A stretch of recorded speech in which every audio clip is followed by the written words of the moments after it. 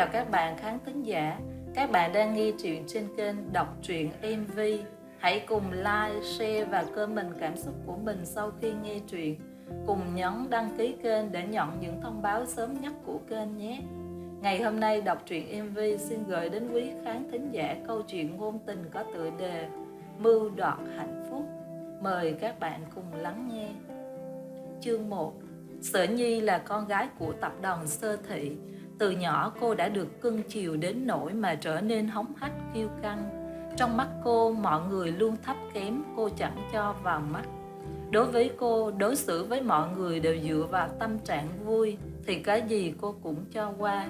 Nếu không, mọi việc đều thấy chướng mắt khó chịu. Lúc khó chịu, cô phải đem người ra mà mắng và sỉ nhục mới hả dạ được. Hôm nay là sinh nhật của Sở Nhi. Cô cùng hai đứa bạn của mình là Lam Nhi và Bạch Mai. Bọn họ cùng đi đến hộp đêm để ăn chơi. Dưới những ánh đèn lấp lánh mang theo sự ồn ào náo nhiệt, ba cô gái cùng nhau nhảy nhót vui vẻ trong hộp đêm. Khi đang nhảy, Sở Nhi không để ý xung quanh mà vô tình đụng vào một tên thanh niên chạc tuổi cô. Lúc này cô cảm thấy rất khó chịu. Cô xoay người sang nhìn hắn ta. Đó là một cậu thanh niên rất đẹp trai. Vẻ đẹp của thiếu niên toát lên vẻ cao ngạo, gương mặt không góc chết, ngũ quan sắc cạnh cân đối, khiến người nhìn phải mê đắm vào vẻ đẹp này. Cô cũng không ngoại lệ, đơ mất mấy giây mới hồi hồn. Đẹp trai là vậy, nhưng nhìn từ trên xuống dưới, anh ta chẳng có món nào đáng tiền cả. Quần áo cũng chỉ là loại mua ở chợ. Nhìn anh ta, cô thấy rất ngứa mắt. Cái thứ nghèo hèn này sao lại vào chỗ này của bọn cô đòi kiếm chác chút gì?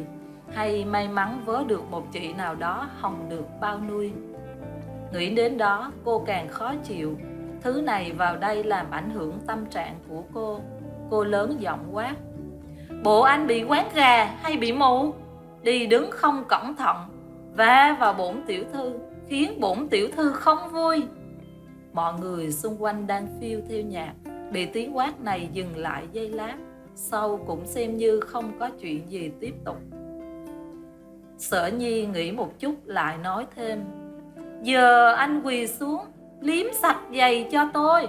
Tâm trạng tôi tốt lên thì may ra tôi tha cho anh. Người thanh niên đó nhìn cô, rồi cười khinh khỉnh với dáng vẻ lạnh lùng, dường như anh ta không có liêm sỉ, mà đưa tay chạm vào người cô dở thói dê đờm mà đàn ông ai cũng muốn, rồi trả lời những câu khiến cô rất khó chịu, và biết được rằng anh ta dường như cũng là một tay chơi khét tiếng. Này cô em, tại sao tôi lại phải xin lỗi em chứ? Với lại tôi cũng chẳng làm gì sai, bởi vì người chủ động va vào tôi là em. Tôi nghĩ rằng người phải xin lỗi là em mới đúng. Hay đêm nay chúng ta cùng vui vẻ một đêm nhé. Nghe những lời nói kia, cô càng bực tức hơn, sắc mặt đã thay đổi hoàn toàn. Cô tức giận, nghiến răng, suy nghĩ trong đầu: Cái tên khốn nạn này, hôm nay tao phải dạy cho mày một bài học mới được. Cô đưa tay lên tát vào mặt của anh ta, nhưng cô không biết rằng mình đã đụng vào nhầm người rồi. Bởi vì anh ta là Thiên Mã, con trai của tập đoàn Thiên Gia, một tập đoàn thép tiếng mà ai cũng biết. Và đương nhiên dù cô là con gái của Sở Thị thì cũng không thể nào đối đầu được với quyền thế của anh ta. Tiếng của cái tát va vào mặt vang lên thật to, lực tát cũng không nhẹ, dấu tay còn in hằn trên má anh ta. Anh và cô đưa hai đôi mắt đối diện nhau. Gương mặt Sở Nhi đỏ lên vì tức giận, ánh mắt nhìn anh ta không khác gì viên đạn. Nếu có thể bắn thì anh đã chết hàng vạn lần. Anh không có phản ứng gì mà vẫn là dáng vẻ lạnh lùng nhếch môi, cười như đang khinh bỉ cô. Chưa từng ai dám đụng hay là đánh tôi như vậy, nhưng cô lại dám tát cả tôi nữa à?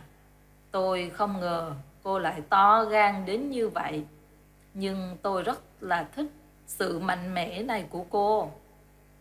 Cô lúc này đôi mắt trợn to đầy sát khí, đôi môi cắn chặt lại cứ nhìn chằm chằm anh ta. Cô lúc này không chịu được nổi sự biến thái và con người ghê tởm khi anh đụng vào cô. Anh, cái loại đàn ông đê tiện này, anh dám sờ mó vào người tôi sao? Tôi nghĩ rằng chắc cái tát cũng chưa đủ nhỉ. Vậy để hôm nay tôi dạy cho anh một bài học thích đáng mới được. Nội khí trong lòng ngực bắt đầu lan tràn, không quản tôn nghiêm là gì nữa. Cô vung tay lên định giáng vào mặt anh ta một cái tát thứ hai. Nhưng chưa kịp hạ tay xuống, mặt cô đã bị một cái tát khác giáng vào. Một bàn tay to lớn đánh cô. Cô tức giận ngẩng đầu. Cô muốn nhìn xem ai to gan dám đánh Sở Nhi cô. Thật không ngờ lại là người ba yêu thương cô nhất. Mày, sao mày lại dám làm ra cái chuyện này cơ chứ? Lúc này cô gọi lên một tiếng ba, nhưng lại trở nên hoảng loạn. Cô nhìn thấy tất cả các ánh mắt đều đang nhìn chằm chằm vào mình. Kể từ lúc nào không hay, tất cả đều đang sầm xì bàn tán to nhỏ về cô. Nhìn kìa, đúng là cái loại không biết điều mà. Cả con trai của thiên gia cũng dám đánh. Cô ta đang tự rước họa vào thân đấy. Mà cô ta là ai vậy? Cái loại người mà dám làm ra việc này chắc cũng không phải dạng vừa đâu nhỉ. Nãy giờ cô luôn chăm chú đối đầu với tên đàn ông kia, nên cũng không để ý lắm những lời bàn tán xung quanh. Bây giờ để ý, cô cảm thấy mình thật là nhục nhã và xấu hổ. Đường đường là thiên kim của Sở Thị luôn kiêu ngạo hống hách, lại chịu thua một tên đàn ông vô danh tiểu tốt này sao? Cô lúc này giận dữ quát lớn mấy người vẫn còn đang bàn tán sau lưng cô. Các người im lặng coi, biết gì mà xía mũi vào chứ. Câm, không thì tôi sẽ cho mấy người chẳng còn gì bây giờ.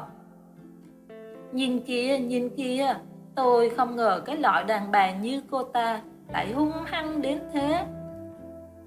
Đúng thế, cứ tưởng rằng mình có tiền là có quyền sao. Nhưng dường như cô ta không có não thì phải. Đúng đó, không biết động não lên mà xem người mình đang đối đầu là ai, mà cứ tưởng rằng ở đây mình là nhất. Trái ngược với những lời nói của cô, bọn họ không những không im lặng mà còn lên tiếng sầm xì nhiều hơn. Nó khiến cô càng lúc càng bực bội hơn và cảm thấy rằng dường như tất cả mọi người đều đang chống lại cô. Chứ không phải như lúc trước, chỉ còn cô nói ra một câu là tất cả phải im lặng nghe lời hết. Cô càng lúc càng thắc mắc, không biết người đàn ông này là ai, tại sao anh ta lại có quyền lực như vậy, và tại sao ai cũng đều ở bên cạnh binh vực anh ta mà không đứng về phía cô chứ. Bố, mau kêu bọn họ im mồm lại đi, và tống cổ ngay cái tên đang đứng trước mặt con nữa. Vừa dứt lời, cô tưởng đâu ba sẽ bên mình, không ngờ ông lại tát cô thêm một cái nữa. Sắc mặt lạnh lùng, ông ta trầm giọng nói: Mày đúng là hết nói nổi. Đúng là con với cái chẳng biết cái gì là lễ độ. Tao không biết tại sao mình lại sinh ra một cái đứa vừa kiêu căng lại hống hách, chẳng biết gì là đúng sai như mày. Cô sau 2 lần bị bố mình vả vào mặt, cô đã không kìm được nỗi đau mà rơi lệ. Cô không biết tại sao bố lại làm như vậy với mình. Vì tên đàn ông đó sao? Không phải bố rất thương cô sao? Sao bố lại vì hắn mà đánh con chứ? Cô khóc nức nở nhìn tên đàn ông vô liêm sỉ kia bằng ánh mắt hận thù, cùng với sự thắc mắc không hiểu sao bố lại ra tay tàn nhẫn như vậy với mình. Nhưng đáp lại là cuộc đối thoại giữa bố cô và hắn ta. Tôi xin lỗi ngài, là do con gái tôi không hiểu chuyện. Tôi mong ngài có thể bỏ qua cho con tôi. Bố cô cúi đầu hành lễ với hắn, mà lúc này cô đã hiểu ra dường như hắn ta có một địa vị rất cao, mà đến mức cha cô cũng phải kính nể rất nhiều phần. Và vì vậy mà ông ta không màng thân phận tiểu thư của Sở Thị mà tát cô ngay trước mặt mọi người. Và mặc kệ những lời bàn tán về cô đi chăng nữa, thì tất nhiên mọi người ở đây đều là đang lấy lòng của hắn ta. Trừ một mình cô là không biết, mà vô tình đắc tội với hắn. Nhưng dù sao cô vẫn không phục, bởi vì bây giờ trong tâm trí cô là nỗi hận và sự nhục nhã mà hắn đã gây ra cho mình. Cô không thể nào bỏ qua được, cô nhất định sẽ phải tìm cơ hội phục thù vì sự nhục nhã này. Không thể nào diễn tả hết bằng lời. Mày còn đơ người ra đó làm gì? Mau xin lỗi người ta đi. Cô vẫn là khuôn mặt khó chịu nhìn anh ta mà nói ra lời xin lỗi không thành tâm. Cô nhìn anh không nói gì mà nở một nụ cười khinh bỉ rồi bỏ đi. Nụ cười đó đối với tất cả mọi người ở đây là điều bình thường, nhưng cô cảm nhận đó là một lời khinh bỉ thách thức dành cho cô. Cô nhất định sẽ không bỏ qua cho người đàn ông bí ẩn này. Cứ thế cô bị bố mình nắm chặt lấy tay kéo đi. Tên đàn ông đó quay người lại nhìn cô, hắn lại cười. Một nụ cười xảo trá như đang toan tính một điều gì đó. Hắn nói với những tên thuộc hạ của mình: cô ta quả thật là một con người thú vị.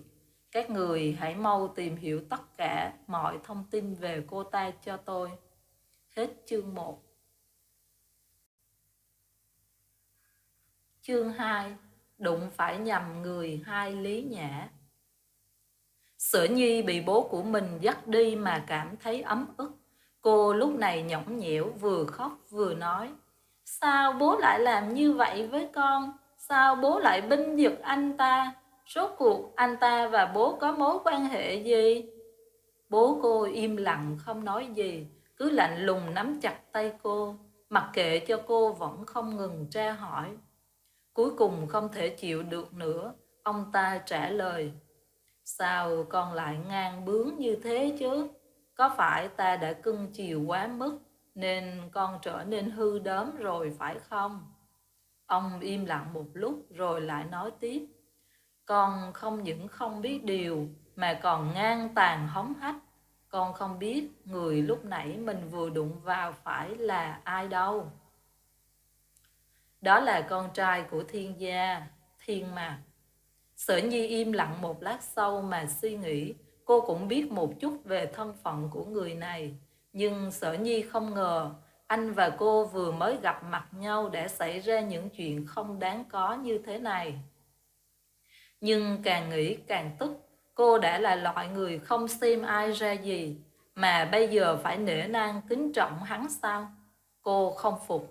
Mối hận này nhất định cô sẽ không bỏ qua. Sở Nhi thề với lòng một ngày nào đó sẽ phục thù hắn nếu có gặp lại. Lúc đó cô sẽ cho hắn bẻ mặt. Vừa nghĩ xong, cô lại tiếp tục nhõng nhẽo với bố của mình, quyết định không khuất phục để cho ông chị binh vực hắn ta. Cha binh vực người ngoài không thương con. Ông biết con gái của mình là tiếp tục làm ra vẻ thương hại để lấy lòng của ông. Lúc nào mà cô cũng chẳng làm như vậy. Ông là cha cô nên luôn luôn hiểu và biết cô sẽ làm ra những chuyện này nên an ủi. Thôi, được rồi, đừng khóc nữa. Cha xin lỗi con, được chưa? Là cha sai, nhưng mà con cũng phải biết điều một chút với người ta chứ. Bởi vì người ta có quyền có thế hơn chúng ta đấy. Cô im lặng không nói được gì mà âm thầm bước đi cùng cha. Cô biết mặc dù cha có thương cô đến đâu đi chăng nữa thì trước mặt người đàn ông kia cô vẫn chỉ là một thứ gì đó bị vứt bỏ. Nếu mà lúc nãy cha cô không làm vậy thì có lẽ tập đoàn Sở Thị đã bị phá sản vì hắn cũng góp không ít một phần cổ đông vào công ty của ba cô. Tại tập đoàn Thiên gia, mọi thứ đang ở trong sự im lặng thì bên ngoài, Gia Hân bước vào, trong tay cầm một tập tài liệu đặt ngay xuống bàn Lý Nhã. Ánh mắt có vẻ tức giận, cô ta quát: Lý Nhã, cô xem cái này là gì đây? Lý Nhã còn chưa hiểu chuyện gì thì đã bị ăn một cái tát. Cái tát rất mạnh khiến cô phải ôm mặt mình mà khóc. Chưa kịp trả lời hay giải thích gì thì Gia Hân đã quát vào mặt cô. Cô còn giả ngơ, không hiểu chuyện gì à? Cô có cần tôi tát thêm vài cái cho tỉnh không? Lúc này tất nhiên ánh mắt đã tập trung vào hai người. Ai nấy cũng hoang mang. Bọn họ đều không biết chuyện gì đang diễn ra mà cũng chẳng dám lên tiếng, bởi vì cô ta là chị gái của chủ tịch tập đoàn này. So về phần cao thấp thì bọn họ phải thường cô ta mấy chục phần, mà không ngờ hôm nay Lý Nhã lại dám đắc tội với cô ta. Nói về người đàn bà tên Gia Hân này, cô ta là một người rất khó tính và lưu manh. Chỉ cần gặp ai không ưng ý hoặc hiểu lầm một chuyện gì đó là thẳng tay cho người kia một trận. Lý Nhã run rẩy, cô sợ hãi ấp úng mà hỏi chị ta, nhưng cuối cùng vẫn nhận lại một cái tát vào mặt cho câu hỏi ngu ngốc ấy. Em đã làm gì mà chị lại đánh em chứ? Gia Hân cười nhạt quát lớn. Cô thôi diễn tuần được rồi đấy. Cô mở to mắt ra xem cái tập hồ sơ này đi. Vừa nói Gia Hân vừa hất tất cả vào mặt của Lý Nhã. Lý Nhã thì khóc lóc mà nhớ lại. Hôm qua vì quá mệt mỏi nên cô đã lười biếng mà bỏ qua vài trang giấy để nó trắng xóa. Cô nghĩ rằng chuyện này sẽ không có gì to tát, nhưng không ngờ tất cả mọi chuyện đều thành ra thế kia. Cô đưa ánh mắt ngây thơ của mình đối mặt với chị ta, một người hung hãn chẳng khác gì một con thú dữ muốn ăn thịt cô ngay trước mặt. Tưởng rằng chị ta im lặng là đã hạ cơn giận của mình, nhưng không, đó mới chỉ là bắt đầu. Chị ta đẩy cô ngã xuống dưới đất. May mắn là cô đã phản ứng kịp mà đỡ tay chống xuống dưới đất. Cô rất tức giận, lúc này chỉ muốn đứng dậy cho chị ta một bài học. Nhưng thế lực của chị ta quá mạnh mà cô chỉ biết đưa đôi mắt căm hận nhìn lên. Nhìn cái gì? Mày có tin là tao lấy đi hai con mắt của mày nấu canh cho chó ăn không? Cái loại như mày thì cũng chẳng khác gì một con đĩ đâu. Một con đĩ hay súc vật để người chà đạp. Chị, tôi hết nhịn được rồi. Sao chị dám chứ? Lý Nhã lúc này đã không kiềm chế được nữa. Cô thà bị đuổi việc còn hơn là bị chị ta ăn hiếp như vậy. Cô còn nhớ rất rõ từ ngày cô vào đây làm, lúc nào chị ta cũng xem cô như là một cái gai trong mắt.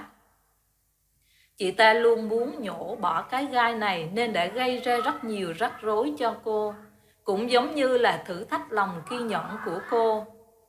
Nhưng con người thì ai cũng có mức giới hạn chứ. Khi bị dồn đến một bước đường cùng nào đó thì nó sẽ bộc phát tất cả ra bên ngoài và phá tan tất cả mà quay lưng đối đầu với người mà luôn tìm mọi cách không để mình được yên. À, con này ngon, mày không những phản kháng lại tao mà còn muốn ăn hành với tao à? Mày thử đi. Cô lúc này vung tay lên tát chị ta, nhưng đã bị Thiên Mạc chụp lấy tay. Cô không biết anh ta xuất hiện ở đây từ lúc nào mà đã có chứng kiến hết tất cả mọi chuyện hay không. Cô bối rối không biết giải thích ra sao, vì tất cả mọi thứ bằng chứng đều đang đổ dồn về cô, bởi vì ngay trước mắt của anh ta là cô tính tát Gia Hân. Tôi không phải mọi chuyện như anh nghĩ đâu, là do chị ta đã dồn tôi đến mức này. Tôi không còn cách nào khác nữa nên mới đánh liều phản kháng lại. Cô nhìn anh vẫn là nét mặt lạnh lùng ấy, bởi vì lúc trước anh luôn là người cứu cô khỏi những cạm bẫy mà chị ta dăng ra để tìm cách hành hạ một cách từ từ như thú vui của mình, và sau cùng là dưới đuổi việc cô. Nhưng lần này tất cả mọi việc đã khác hẳn, và người đang ở thế bị động là cô. Cô biết mình sẽ chẳng còn cơ hội nào để giải thích hay ở trong cái công ty này, bởi vì sự diễn xuất của chị ta là quá đỉnh. Em nhìn cô ta kìa, cô ta tính đánh chị đấy. Cô ta chẳng xem nhà chúng ta ra gì cả. Cô ta. Nhưng ngược lại những suy nghĩ của cô thì anh ta lại không bênh vực chị của mình, mà lại tỏ vẻ cáu gắt quát. Sao chị cứ thích gây chuyện thế? Chị có thể thôi gây ra những rắc rối giùm em được không? Chị ta vẫn không phục. Bởi vì ở trong công ty này chị ta chưa từng được anh bênh vực lần nào, mà chỉ có lớn tiếng bảo vệ nhân viên của mình. Chị, rốt cuộc chị là chị của em hay nó là gì của em? Chị im đi, em mệt lắm rồi. Chị có thôi cái trò trẻ con lúc nào cũng thích bắt bẻ khiến người khác làm theo ý của mình được không? Chị ta im lặng mà bỏ đi. Nhưng từ ánh mắt ấy của chị ta, cô biết rằng mọi chuyện vẫn chưa kết thúc ở đây, mà nó chính là khởi đầu cho những rắc rối sau này. Các người còn nhìn gì nữa? Mau cút về chỗ làm việc hết đi. Mọi người im lặng trở về chỗ ngồi. Anh trấn an cô bằng những lời ngọt ngào. Thôi, không sao đâu, cô vẫn sẽ làm ở đây. Mặc kệ chị ta đi, chị ta là con người như thế đấy, lúc nào cũng luôn muốn kiếm chuyện với người khác. Cô im lặng không nói mà nhìn anh rời đi. Anh lúc nào cũng vậy, cứ như một thiên thần vậy. Anh luôn bảo vệ cô trước những rắc rối, nhưng mà cũng không thể nào tỏ ra ngọt ngào với mình được. Nhưng cô biết vị trí của cô trong lòng anh là một điều gì đó rất là cao cả, nên anh mới làm vậy. Còn những người xung quanh thì luôn sầm xì to nhỏ về chuyện anh luôn là người lúc nào cũng âm thầm ở bên bảo vệ cô. Bởi vì họ nghĩ rằng giữa hai người chắc có một mối quan hệ nào đó mờ ám. Nhìn cô ta kìa, tưởng rằng người ta bênh vực mà muốn trèo cao á. Tự nhiên, thái quá rồi đấy. Coi chừng có ngày vỡ mộng không hay, lúc đó rồi bật khóc, cảm thấy xấu hổ. Thôi đi, cái loại luôn mơ trèo cao là như thế, rồi sẽ có ngày phải té đau mà thôi. Tôi nghĩ rằng chủ tịch chỉ đang xem cô ta là thú vui chơi xong rồi bỏ mà thôi. Đúng đấy, chứ cái loại con gái như cô ta thì cũng chẳng ra gì đâu, mà ở đó mơ với mộng. Cô im lặng nhưng cảm thấy rất khó chịu với những lời nói kia của bọn họ. Nhưng mà tất cả đã rõ ràng như ban ngày. Cô cảm nhận được rằng dường như anh ấy cũng có tình cảm với mình nên quyết tâm. Các người được lắm, cứ chóng mắt lên mà xem đi.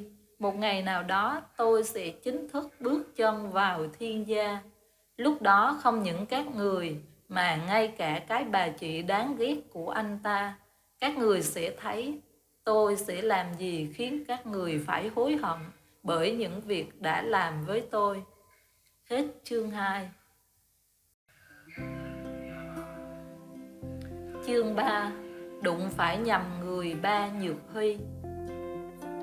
Sở Nhi thức dậy trong căn phòng sang trọng tráng lệ của mình.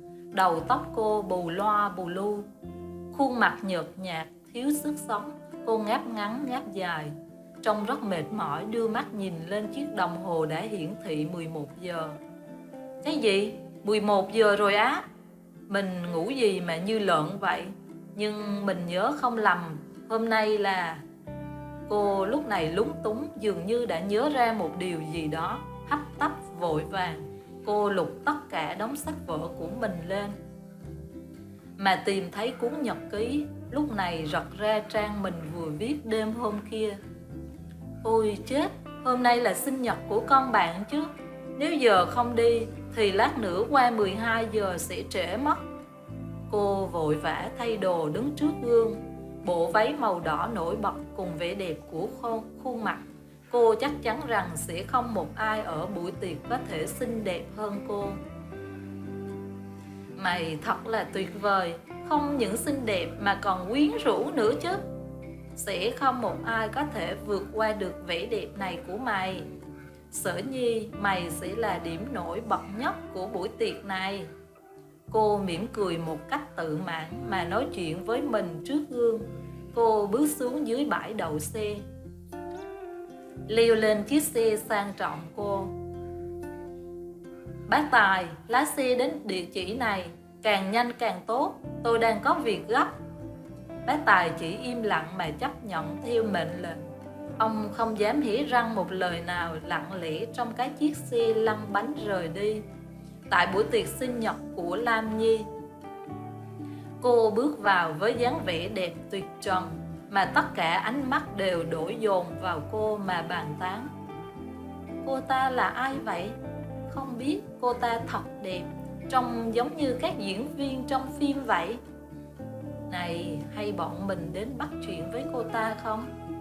Đám đàn ông háo sắc đang dùng ánh mắt dơ bẩn nhìn vào cô. Sở Nhi cảm thấy rất khó chịu. Cô ghé vào tai của bạn mình mà hỏi: bọn họ là ai vậy? Sao cứ thích nhìn chằm chằm vào chúng ta vậy? Hay bọn họ có mưu đồ gì à? Lam Nhi cười, biết được rằng bọn người đó đã chết mê chết mệt bởi nhan sắc này của Sở Nhi. Lam Nhi cười nói: cái lũ đàn ông đó là đám bạn của anh họ của mình đấy. Hay chúng ta chơi đùa với họ không? Với lại nhìn bọn họ kìa, ai cũng chết mê với nhan sắc của cậu rồi. Sở Nhi mặc dù biết là vậy, nhưng cô lại không tán thành về ý kiến này của bạn mình, bởi vì cô không thích mấy cái loại đàn ông thích trêu chọc phụ nữ như thế. Với lại nếu bọn họ thử đến đây xem, cô sẽ cho chúng một bài học. Dù gì đây cũng là nhà của Lam Nhi. Không những vậy, cô còn là con gái của một tập đoàn lớn. Thấy bạn mình không trả lời, Lam Nhi lại tiếp tục hỏi: này, sao vậy? Không phải vừa mới nghe đã thích thú đến mức đờ người ra rồi phải không? Cô nhìn con bạn đang có ý định trêu chọc mình và tính dụ dỗ mình gạ gẫm trai cùng nó. Cô trả lời một cách dứt khoát: tớ không ưa mấy cái loại đàn ông đó một chút nào. Nếu cậu muốn thì tự mình chơi vui vẻ với bọn họ đi. Cô bực mình rời khỏi buổi tiệc, mặc kệ cho bọn bạn đuổi theo ngăn chặn. Này, tao chỉ mới nói chơi thôi mà, mày làm gì mà căng vậy? Ở lại chơi với tao cho vui. Cô mặc kệ nó, ánh mắt có một chút buồn bã. Cô rời khỏi nơi ấy. Lúc này cô thở dài, dừng chân tại chỗ mà nói: đúng thật là mất cả hứng với mấy cái loại đàn ông bẩn thỉu kia. Không những vậy, mình lại còn phải ở lại nghe sự rủ rê của con bạn hám trai nữa chứ. Đúng thật là bực cả mình. Thà rời đi còn ngon hơn là ở lại đó. Muốn nổi bật trong buổi tiệc, nhưng mà nhìn thấy mấy cái loại đàn ông đó thì nổi bật để làm gì nữa chứ? Vừa nhìn mặt đã khó ưa rồi. Cô bực tức, đầu đội trời, chân đạp phàn phạt xuống đất. Lúc này cô va phải một tên say rượu. Hắn nở một nụ cười nham hiểm nhìn cô, mà ánh mắt gợi lên sự ham muốn. Cô em là ai vậy? Sao vội vàng đi mà va vào người của anh không xin lỗi vậy? Cô đưa ánh mắt không biết sợ là gì, ngước nhìn anh vội nói lại, mà vung tâu lên trong sự kiêu ngạo lẫn cơn tức giận đang bùng nổ. Mắc mớ gì tôi phải xin lỗi anh chứ? Cái loại đàn ông dơ bẩn như anh mà cũng dám chạm vào người tôi sao? Anh ta nở nụ cười khinh bỉ như đang khiêu khích cô một điều gì ấy, khiến cô lại nhớ đến cái cảnh vài đêm hôm trước. Cô cũng có đụng phải một tên đàn ông như vậy, nhưng hắn thì lạnh lùng và không chống trả lại những cái tát của cô, chứ không phải như tên đàn ông này. Tao chỉ muốn trêu chọc mày một chút mà. Mày đúng là con cọp cái. Hôm nay tao sẽ cho mày biết tay. Tao ghét nhất là cái loại phụ nữ hung hăng như mày. Hắn vừa nói xong một câu, cô liền đáp lại một câu, mà không biết rằng mình đã đụng nhầm phải ổ kiến lửa. Thì sao chứ? Tao là loại người như vậy, mày làm gì được tao? Mày buông cái tay thối tha của mày ra khỏi tay tao. Vừa dứt lời, tay của hắn ta đã buông ra. Cô tưởng rằng hắn sẽ sợ cô, nhưng không, hắn lại cười, rồi vung tay tát vào mặt cô. giống hệt lúc nãy khi cô tính tát hắn. Cái tát này là tao dạy cho mày biết, đừng bao giờ đụng vào đàn ông chúng tao. Đáng ra tao cũng chẳng muốn tát mày đâu, nhưng mày biết không, mày trông thật đáng ghét, còn hơn cả những con đĩ điếm mà tao đã gặp qua. Chảnh chó với ai, đừng có mà chảnh chó với tao, mày đụng vào nhầm người rồi. Cô lúc này choáng váng sau hai cái tát kia, cô cũng không còn hống hách nữa, im lặng mà ngã xuống sàn nhà. Cảm giác này rất đau, cô chưa từng trải qua. Mặc dù là vài hôm trước cũng bị bố của mình tát, nhưng cái tát ấy rất nhẹ chứ không phải như bây giờ. Cô lúc này đã biết mình đụng phải nhầm người rồi. Mặc dù là cô có gia thế đến đâu, cũng sẽ không bao giờ tránh khỏi những rắc rối vì sự hống hách kiêu ngạo kia. Đúng là cái miệng nó hại cái thân hống hách đến đâu, thì kết quả nhận lại là thê thảm đến đó. Đúng là có câu nói, núi này cao nhưng còn có núi cao hơn nữa. Cô bật khóc nằm dưới đất lăn lóc mà cảm thấy đau đớn tinh thần đã sụp đổ hoàn toàn. Cô cảm thấy tất cả mọi thứ ngay trước mắt đều là những sự bất hạnh ngu dốt bấy lâu qua do sự kiêu ngạo gây ra mà gọi tên bố mình. Bố ơi, mau đến cứu con với, con bị người ta bắt nạt, bị người ta đánh. Tại sao tất cả mọi điều bất hạnh bây giờ đều dồn sang con vậy? Thấy dáng vẻ cô như vậy, tên đàn ông đó bật cười mà khom xuống, nắm lấy áo của cô kéo lên. Ánh mắt lúc này cũng chắc chẳng khác gì cô mà trả lời. Sao? Cô cảm thấy đau à? Cảm thấy hối hận rồi chứ gì? Đây là nhân quả mà cô phải chịu đấy. Nghe đến từ nhân quả, cô lúc này thắc mắc không hiểu tại sao hắn ta lại nói câu đó mà run rẩy hỏi. Tôi với anh không thù không oán, tại sao anh lại làm vậy với tôi chứ? Anh ta cười nhạt, khẽ vào tai cô thì thầm. Tao đáng lý sẽ không tiết lộ thân phận thật sự của mình, mà cũng không làm như vậy với mày.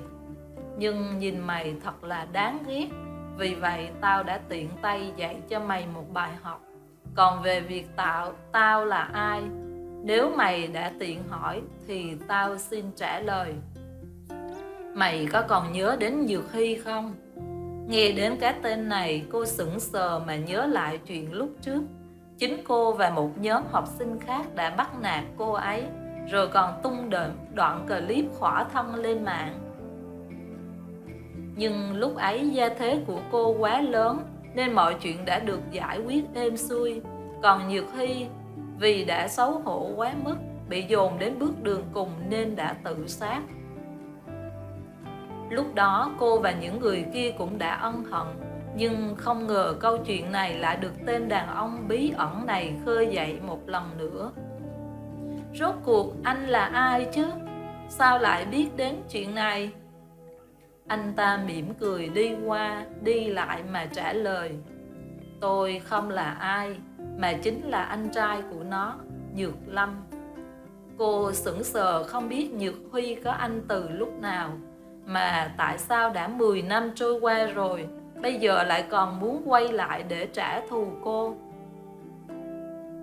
Không phải lúc Nhược Hy chết, anh đã có nhiều cơ hội vạch trần và giết chết hay cho cô vào tù, vì đã có tất cả bằng chứng trong chiếc điện thoại đã bị lắp. Rồi sao? Tôi và nó đã thất lạc nhau trong 15 năm, cho đến khi nó và tôi sắp đoàn tụ với nhau. Không ngờ cô là người đã chia cách chúng tôi. Tôi đã cố gắng quên đi mối thù này, bởi vì gia thế của cô rất lớn mạnh.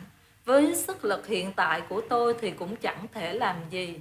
Nhưng cô đừng lo, không lâu nữa đâu, công ty cha của cô sẽ phá sản, và lúc đó cuộc trả thù của tôi sẽ chính thức bắt đầu. Cô im lặng nhìn anh không nói được gì. Anh ta lại cười nhạt.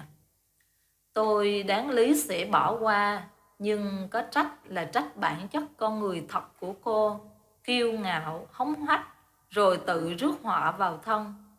Cô im lặng nhìn anh không nói được lời nào mà cảm thấy khiếp sợ. Anh rời đi ngay trước mắt của cô. Cô lúc này đứng dậy vẫn còn sốc về việc đó. Cô dùng hết sức quay lại nhà của Lam Nhi mà ngã xuống đất. Sở Nhi, cô làm sao thế? Tất cả mọi người ở đó ai cũng hoảng hốt. Lam Nhi gọi cô. Cô không tỉnh dậy mà cũng không biết chuyện gì đã xảy ra. Không còn cách nào khác nên đã đưa cô vào trong phòng. Hết chương 3. Chương 4. Lợi dụng Lam Nhi. Sở Nhi đã tỉnh lại, cô cảm thấy rất hoang mang về những gì mà Nhược Hy đã nói. Cô ôm chặt lấy đầu, không ngừng nhớ lại những câu nói kia, đến nỗi nước mắt phải tuôn dài trên đôi má, rồi la hét. Không, việc này không thể xảy ra được. Hắn ta chỉ đang mơ mộng mà thôi. Hắn tưởng mình là ai cơ chứ? Chỉ còn vài câu nói Sở Thị sẽ phá sản sao? Cô đã tức đến mức không kiềm chế được nữa. Đưa ánh mắt nhìn lên bàn. Cô quơ tất cả những thứ trên bàn rơi xuống đất. Âm thanh của những vật dụng bị cơn tức giận kia hành hạ làm cho mọi người bên dưới nghe được. Họ cảm thấy rất lo lắng mà chạy lên xem sao. Bọn họ mở cánh cửa ra, bước vào nhìn cô đang nằm trên giường, cả người xộc xếch rũ rượi như một kẻ điên. Không, tôi sẽ không để chuyện này xảy ra. Tôi sẽ ngăn cản và đối đầu với anh. Tập đoàn lớn Sở Thị không thể dễ dàng sụp đổ bởi một tên vô danh tiểu tốt như hắn. Tôi nhất định sẽ không để chuyện này xảy ra. Cô trở nên phát điên như vậy bởi vì một phần là do những lời nói của anh ta, phần còn lại là bị sốc nên dẫn đến thần kinh căng thẳng mà không kiềm chế được cảm xúc. Với lại cô cũng đã sống trong nhung lụa quen rồi, và nếu công ty bố cô sụp đổ thật thì rất có thể mọi thứ sẽ kết thúc giống như một giấc mơ. Cô sẽ không còn gì, cũng không còn cuộc sống xa hoa mà trở thành những con người bình thường như bao người khác. Cô lại nghĩ đến những lời chế giễu hay khuôn mặt hống hách của mọi người trước những ánh mắt đều đổ dồn về cô. Khi biết gia đình cô phá sản, họ sẽ phản ứng ra sao? Bọn họ sẽ cười, sẽ khinh bỉ gia đình cô như những gì lúc trước gia đình cô đã làm với họ. Cô không muốn như vậy. Cô không muốn cuộc sống quyền quý mà ai cũng kính trọng sẽ sụp đổ ngay trước mắt mình. Sở Nhi, cô có bị làm sao không vậy? Rốt cuộc chuyện gì đã xảy ra với cô? Nhìn Sở Nhi im lặng nhìn xa Lam Nhi. Cô đã biết có chuyện gì không hay đã xảy đến với bạn mình. Lam Nhi ôm Sở Nhi vào lòng an ủi cô. Sao vậy? Có chuyện gì xảy ra với mày hả? Mày mau nói cho tao biết đi. Sở Nhi cảm thấy được sự ấm áp khi ở bên cạnh Lam Nhi. Cô không còn giữ khoảng cách nữa mà xà vào lòng mà khóc nức nở nói. Kết thúc thật rồi, tất cả đã không còn gì nữa. Ác mộng của chúng ta đã quay trở lại. Hắn là kẻ thù hai ta, và người hắn nhắm đến là tôi. Hắn sẽ phá hủy tất cả mọi thứ của tôi. Lam Nhi im lặng, ngoài mặt thì tỏ ra quan tâm cô, nhưng ngược lại cô chính là vì người đàn ông mình thích mà phản bội Sở Nhi. Tất cả mọi chuyện này đều là do cô sắp đặt cả, bởi vì cô ghen tị với Sở Nhi, với những gì cô ta đang có. Và thực hiện kế hoạch này là để lấy được lòng tin của anh, bởi vì Nhược Hy không biết rằng cô cũng chính là một trong những kẻ đã khiến em gái anh ta chết. Cô cứ chóng mắt lên mà xem đi, tất cả chỉ mới bắt đầu mà thôi. Tôi sẽ phải chết dần chết mòn vì tất cả mọi người sẽ quay lưng lại với cô. Cô sẽ không biết được ai là bạn, ai là kẻ thù của mình đâu. Chắc nhiều người không biết rằng đằng sau một tình bạn đẹp, nhưng ít ai biết được rằng bạn thân chính là một con dao hai lưỡi. Nó có thể đâm sâu lưng các bạn lúc nào mà bạn cũng không hay biết. Thôi được rồi, cô bình tĩnh đi, tất cả rồi sẽ lại được giải quyết êm đẹp.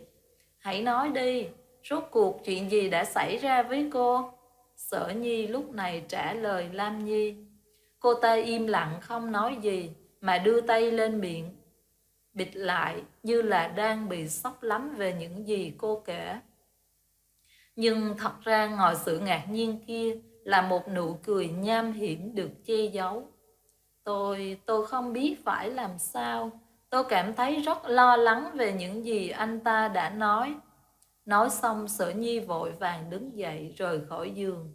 Cô muốn trở về nhà xem thử mọi chuyện vẫn ổn không, nhưng đã bị Lam Nhi ngăn lại. Này, ở lại đi, cô đừng đi, cô vẫn chưa khỏe á. Sở Nhi, mặc kệ cho những lời nói kia, Sở Nhi vẫn rời đi, bởi vì điều cô chú trọng nhất bây giờ là công ty của bố. Từ ngoài khe cửa Nhược Lâm xuất hiện. Anh nhìn chằm chằm vào cô. Sao kế hoạch đã chính thức bắt đầu, tôi sẽ khiến cô ta phải trả giá. Nhưng đó không phải là bạn thân nhất của cô sao? Lam Nhi cười nhạt. Cô tiến đến chỗ của anh, đưa tay của mình lên chạm vào cơ thể anh. Đôi bàn tay lách qua cổ anh, cô thì thầm vào tai. Nếu có được anh rồi thì em không cần gì nữa. Mọi thứ trước mắt em có thể từ bỏ bởi vì anh, hay thậm chí là từ bạn trở thành thù. Sau nụ hôn của cô, anh chỉ lắc đầu mà buông cô ra. Ha ha ha, tôi không ngờ con gái các người lại nham hiểm đến như vậy. Tôi sẽ tin tưởng và yêu cô, chỉ cần cô khiến cô ta phải mất tất cả. Cô vội đáp. Không, anh lầm rồi. Đây không phải là sự nham hiểm hay xảo huyệt gì hết, mà chính là tình yêu. Tôi yêu anh, tôi sẽ làm tất cả mọi thứ vì anh. Anh nhìn ánh mắt đầy dục vọng của cô mà nhào đến như một con thú hoang. Trong đầu anh bây giờ cảm thấy cô rất kinh tởm. Cô đúng thật là một con đĩ đáng khinh. Nhưng mà cô biết không, thân thể của cô thật sự rất là nóng bỏng. Tôi sẽ biến cô thành một con đĩ để tôi lợi dụng trong những cuộc vui. Đang dây dưa với cô thì điện thoại vang lên. Anh và cô vẫn còn đang thèm muốn. Anh miễn cưỡng đưa tay vào túi quần lấy điện thoại. Anh đưa mắt ra hiệu cho cô phải giữ im lặng. Alo, tôi nghe đây. Từ đầu dây bên kia một người đàn ông lên giọng. Xin làm phiền về vụ án lần này. Trước khi hai ta muốn hợp tác với nhau thì anh lại hoãn. Còn bây giờ hai chúng ta có thể tiếp tục về việc này không? Anh mỉm cười trả lời với nụ cười khinh bỉ. Về phần hợp đồng của chúng ta sao? Thì tôi nghĩ rằng Sở Thị của các ông nên thôi hợp tác đi là vừa. Chủ tịch của tập đoàn Sở Thị là trai của Sở Nhi. Khi nghe được việc này, ông rất là sốc mà trả lời. Sao cậu lại muốn chấm dứt hợp tác này chứ? Hay là hợp đồng bên tôi có gì sai sót sao? Nhược Hy cười thật lớn khiến cho cha của Sở Nhi là Sở Khuyết cảm thấy có điều gì đó không đúng ở đây, nhưng lại không dám đáp trả. Bởi vì hôm qua không phải cậu đã nói rằng công ty của cậu và ông nếu hợp tác thì sẽ rất tốt cho sự phát triển của hai bên sao? Nhưng sao bây giờ cậu lại lật mặt nhanh như thế? Rốt cuộc là do điều gì chứ? Trước những thắc mắc trong đầu, ông cậu chỉ vội vã trả lời một câu. Bởi vì khi suy xét lại, tôi cảm thấy rằng cuộc hợp tác này thì người có lợi chỉ mình ông. Tôi rất tiếc về điều này. Nghe được những lời đó, Sở Khuyết đứng đờ người ra. Bởi vì nếu hợp đồng này không thành công thì công ty của ông sẽ phá sản. Bởi ông đã đầu tư rất nhiều cho vụ án này. Nếu thất bại, số cổ phiếu ông nhận lại sẽ ít hơn 7% chi phí cổ đông. Nhưng khi cố tiếp tục thì cậu lại tắt máy. Alo, cậu Hy, tôi không thể bỏ dự án này được. Alo, cậu Hy. Ông im lặng trước sự tắt máy đột ngột này của cậu. Ông thở dài ngồi trên ghế sofa mà nói. Không ngờ sẽ có ngày này. Sở thị sẽ phá sản thật sao? Mình phải làm sao đây? Nhưng tại sao cậu ta lại từ bỏ hợp đồng này chứ? Ông bối rối suy nghĩ cho công ty mà không biết rằng tất cả mọi chuyện đều nằm trong kế hoạch của cậu. Bây giờ chỉ còn xem cô sẽ sốt đến mức độ nào khi mọi thứ mà cô có sẽ phải biến mất thật nhanh. Em muốn anh ở lại với em không để anh đi đâu. Anh quay lại nhìn Lam Nhi mà hôn cô một cái, mặc kệ sự níu kéo. Muốn anh ở lại đây dây dưa với cô, nhưng lại bị anh phớt lờ. Em thôi cái trò trẻ con đi, anh có công việc cần giải quyết. Cô nhìn anh vội vàng rời đi chỉ với lời nói kia mà cảm thấy tiếc nuối. Cô dường như muốn khóc mà làm nũng với anh. Anh nhớ khi có xong công việc phải quay lại tìm em đấy, nghe chưa? Anh quay lại đưa tay lên môi hôn gió cô. Anh biết rồi. Anh leo lên xe. Chiếc xe rời đi trong ánh mắt của cô, mặc kệ sự luyến tiếc. Cô bước vào trong nhà của mình.